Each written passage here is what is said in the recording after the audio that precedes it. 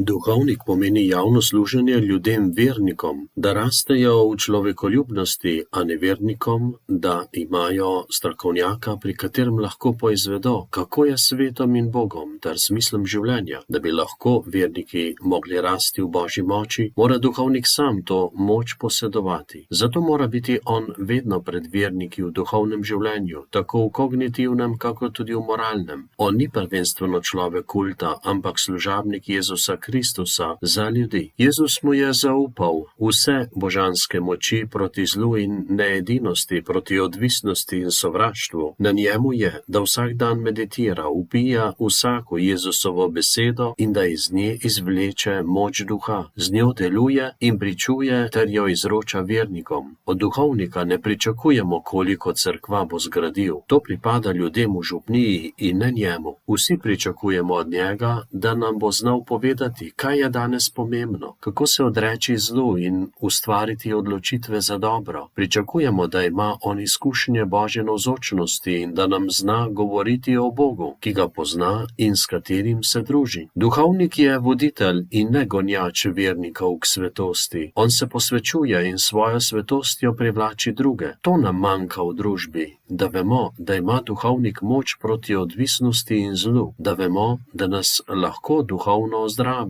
Sodobni duhovnik lahko samo v tem najde svojo identiteto. Iščimo to pri njih in molimo zanje.